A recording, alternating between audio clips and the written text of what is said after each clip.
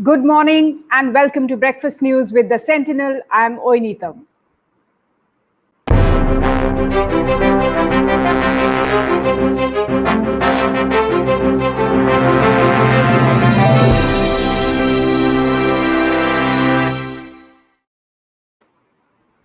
Let me run you through the top stories in today morning's The Sentinel. First, of course, it's about the health of the state's economy, that is Assam's economy, and this is what the state finance minister Himanta Biswa Sharma said in the floor of the Assam Assembly. The Assembly session is going on in Guwahati. Even though there has been a widespread concern about the health of state's economy due to the outbreak of COVID-19 and consequent lockdown, Dispur has decided to relax some of its austerity measures adopted to prevent unnecessary public expenditures. These austerity measures were taken during the last part of April when the nationwide lockdown was enforced. Informing this at the Assam Assembly session on Tuesday, Finance Minister Himanta Biswa Sharma added that the state's economy has shrunk by 15% due to COVID and the pandemic-induced lockdown. He pointed out that the exact financial situation of the state could be assessed only after 2 to 3 months. He, however, assured the House that the present situation will improve by March next year. Now, he in fact also said that the report on the economy of Assam that was submitted in the Assam Assembly by the State Innovation and Transformation Ayog, or SITA, is just an academic work. And he also said that the report lacks practical reflections. In fact, here are some of the, in fact, the two most significant points that was mentioned in the SITA report. One, of course, was that the poverty rate in the state is expected to touch 50%, and the unemployment situation of the state, the unemployment rate in Assam, is expected to go up to anywhere between 16 to 27%. But what the finance minister said is that this particular report that was submitted in the Assam Assembly is just an academic work and lacks practical reflections. Of course, let us not forget that SITA is the state arm of the Niti Aayog, or the erstwhile Planning Commission, which is there in Delhi. Now, the finance minister further said that the state has been able to manage the massive financial crisis that loomed large after the COVID-19 outbreak and the consequent lockdown. He said that the government is going to implement various welfare schemes by relaxing the austerity measures. The local area development funds for MLAs will be released by October 15. Of course, viewers, I do not need to remind you all, elections, the state elections, just few months away. So the government has been announcing a lot of welfare schemes. In fact, every other day we have been covering press conferences either by the State Health, Finance and Education Minister Himanta Biswa Sharma or the Chief Minister himself, where they have been announcing the guidelines for most of the schemes and how these schemes are going to benefit the people of Assam. Now, staying on with news from the Assam Assembly, the Assam government has failed to utilize 32.3% of the last budgetary provision of the year 2019-2020 that ended on March 31st this year. However, a worse scenario was during the financial year 2015-2016, when the state government failed to utilize 44% of the then budgetary provisions. All of these money remained unutilized. The data was shared by Finance Minister Himanta Biswa Sharma, and it was in a query to the leader of opposition and Congress legislator. The query was raised by leader of opposition and Congress legislator Debabrata Saikia in the Assam Assembly on Tuesday. According to the minister's statement, the total budgetary provision for 2019-2020 was 11,9,720 crore, and of that the state could not spend 32.3%. Now, moving on to other stories from the state of Assam, the Director General of Police, DGP Bhaskar Jyoti Mahanta, he addressed a press conference on Tuesday, and he mentioned that the Assam Police has achieved significant success in thwarting the menaces of drugs and illegal arms in the state. Here is what he said, and I quote, "Each citizen can further help the police department in freeing the society from crimes, and that too even without wearing our uniform," unquote. And in fact, the picture that you are seeing on your screens, viewers, is when the DGP walked into his office, the Assam Police headquarters in Guwahati, and this is his day one in office after recovering from COVID. He was given a hero's welcome. The other top Assam Police officials also seen in the picture there on your screens.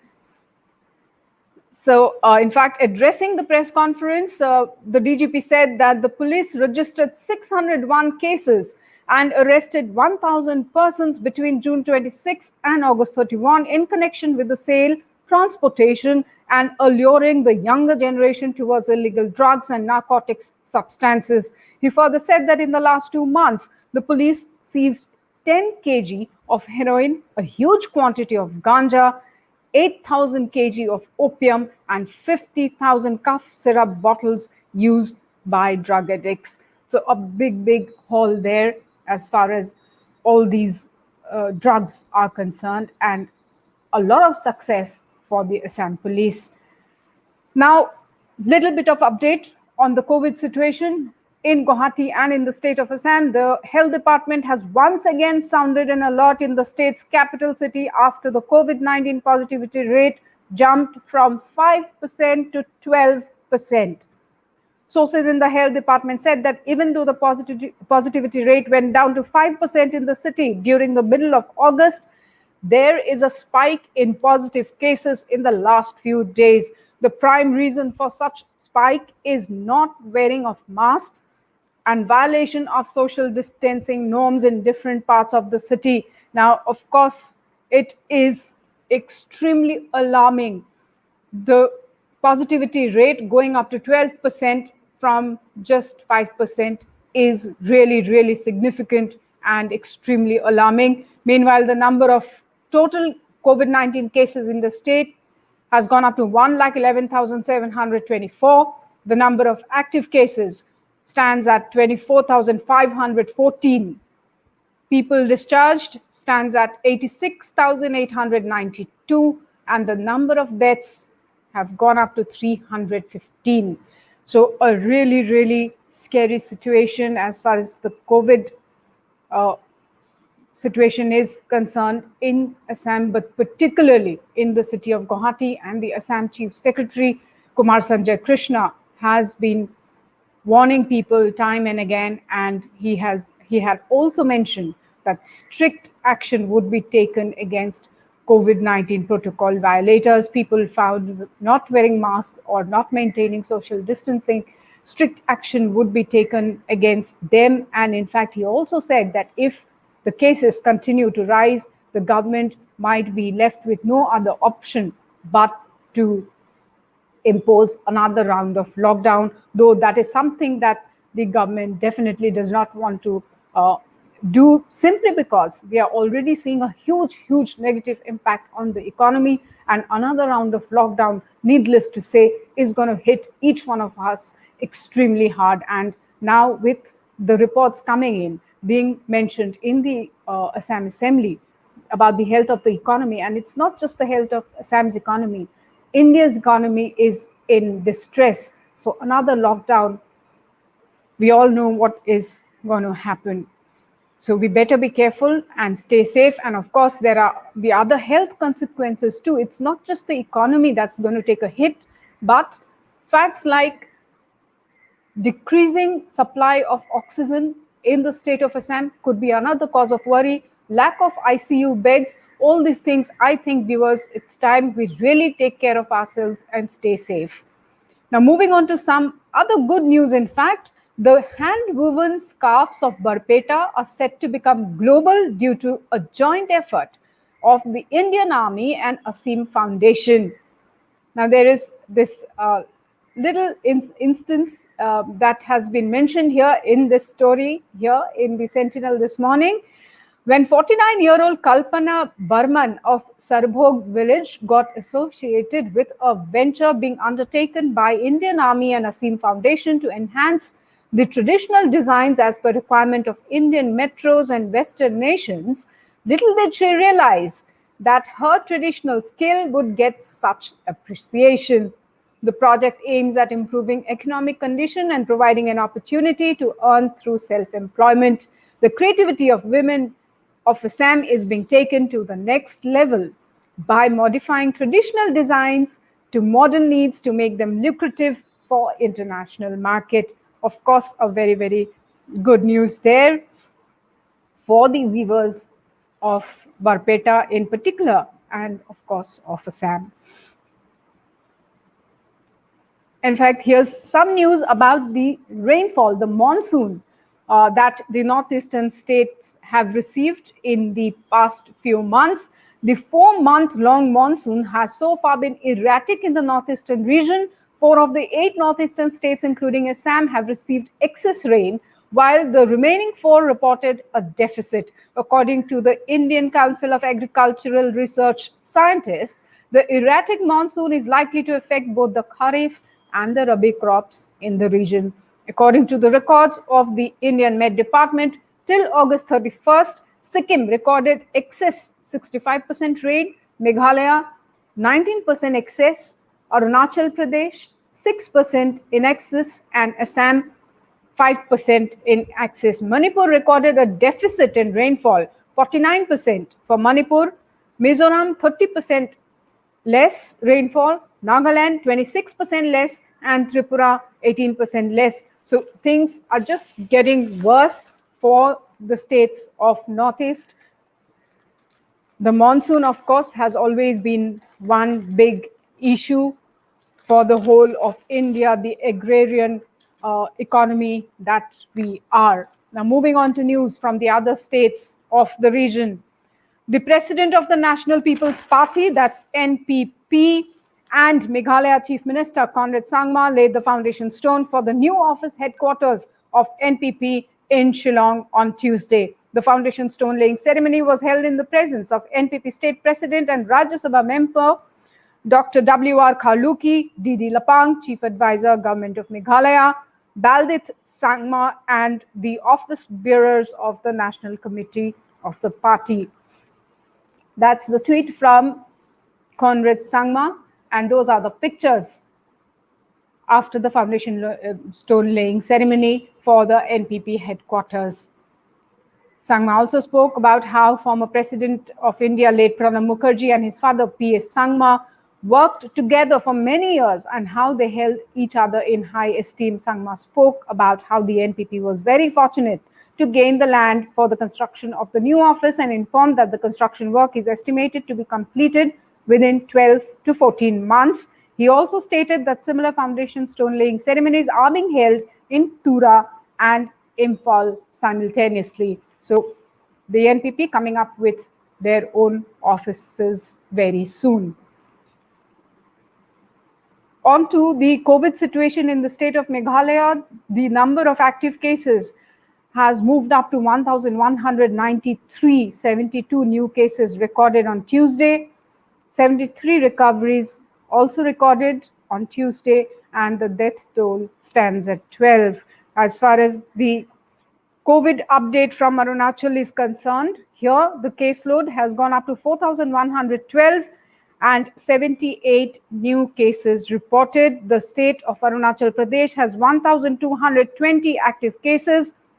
2,885 people have recovered from the disease, and 7 people lost their lives to coronavirus.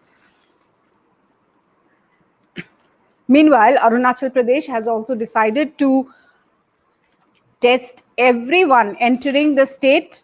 A rapid antigen test at the state's check gates and helipads would begin And as per the Unlock 4 guidelines issued by the state government, this is what they are planning to do, that every person who enters the state of Arunachal Pradesh will have to test before they step into the state. Now, State Chief Secretary Naresh Kumar issued a notification on Monday night on the guidelines, which would be effective from September 1 till the month end, that is September 30. Now, Bollywood actress Kangana Ranaut, she was actually thrilled that her Twitter family grew to 1 million within a week, and she used the occasion to promote fashion from Northeast India. She wore a Manipuri fanek, which she calls her absolute favorite, and there's the picture that she had posted where Kangana Ranaut wearing the Manipuri fanek, and she in fact says that that's her absolute favorite. And in a new video, she spoke about how we take inspiration from Europe or Japan for fashion, but many handlooms in India get ignored. She feels that the Northeast has never got representation in mainstream India, and she wants to change that. And in fact, here is what she wrote, and I quote, "Fashion should be inclusive, but what is the point of including others and excluding our own? True meaning of nationalism is nation first, our own first." Also, big cheers to my Twitter family of 1 million, unquote. The Bollywood actress captioned the new video. She got a thumbs up from fans, and of course, many of her fans thanking her for promoting the culture of Northeast, and she was complimented for looking amazing in the Meitei traditional attire. In fact, people also wrote that they also thanked Team Kangana for accepting and promoting the culture of Northeast. So lovely news there, and of course feels good when good things about Northeast comes out like that, and celebrities actually try and promote our tradition and culture. Well, that's all that I have this morning for all of you viewers. Thank you so much for joining me. But news and update continues on sentinelassam.com. Do not forget to log in and stay updated. And also find us on Facebook, Twitter, Instagram, and YouTube. All our news videos would also be available on the social platforms. Thank you so much once again. Until we meet again, take care, stay safe. Goodbye.